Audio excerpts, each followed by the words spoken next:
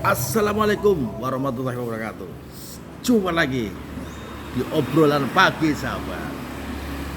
Ngeri sekali ya, ada demo Indonesia gelap. Ya karena mungkin kegelapan itu semakin nampak di depan mata kita. Ke depan tidak jelas mau dikemanakan Indonesia.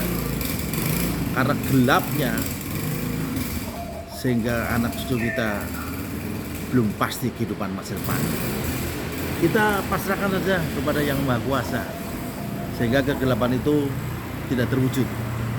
Tapi kalau kita hitung-hitung, mengapa disebut Indonesia gelap? Saya bacakan sahabat, klasemen terupdate Liga Korupsi Indonesia. Nah ini data-data korupsi ya. Salah satu contoh yang teratas nomor 1 Pertamina, korupsinya 968,5 triliun Pertamina ya. Padahal kita bayar bensin kontan, di pom bensin nggak boleh utang. Kemudian PT Timah yang nomor 2, korupsinya 300 triliun ini, atau berarti 1 miliar. Lah miliarnya kaden miliar, berarti triliun ini. Urutan yang kedua yaitu PT Timah 300 triliun. Urutan yang ketiga BLBI 138 triliun. Urutan yang keempat Duta Palma, korupsinya menurun ya, 78 triliun. Tapi masih tingkatnya triliun. Berikutnya PT TPPI 37 triliun. Nah, kemudian PT Asabri 22 triliun, PT Jiwasraya 17 triliun, Kemensos 17 triliun, Kementerian Sosial dulu di eranya Gus Dur dibubarkan karena muncul lagi. Sawit CPO 12 triliun, yang mumet ya. Makanya Indonesia benar-benar gelap, ke depannya nggak jelas. Garuda Indonesia 9 triliun.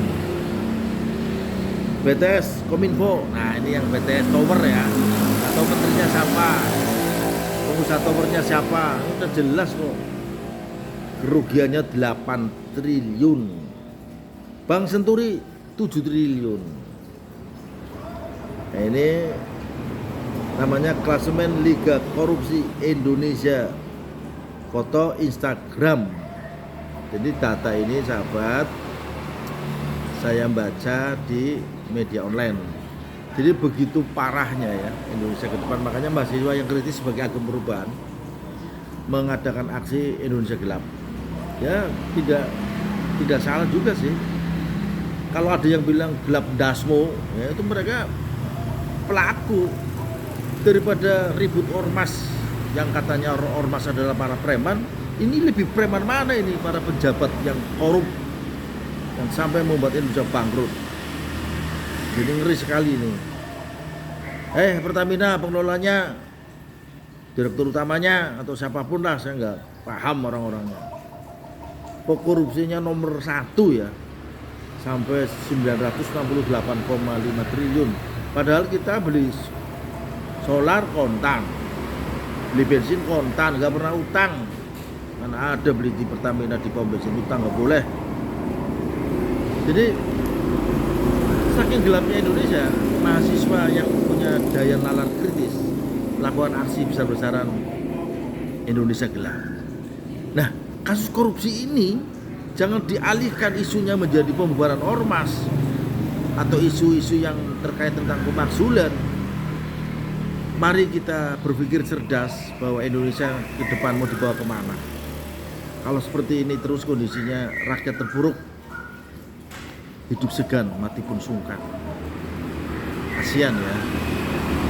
Sementara para buruh, para petani, para nelayan yang susah mencari ikan di lautan berburu, yang tidak tentu ikan itu berada di mana. Sementara kita bayar pajaknya dirampok nih seperti ini. Kan kasihan. Nah, sahabat dan pemirsa, apakah kita akan pasrah, diam, tertindas, atau bangkit, melawan? Tapi mau melawan caranya bagaimana?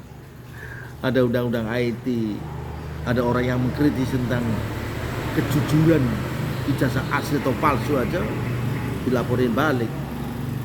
Mengkritik di negeri yang demokrasi ini dianggap membahayakan. Jika usul ditolak tanpa ditimbang, bahkan dituduh subversif, maka hanya ada satu kata: lawan. Assalamualaikum warahmatullahi wabarakatuh.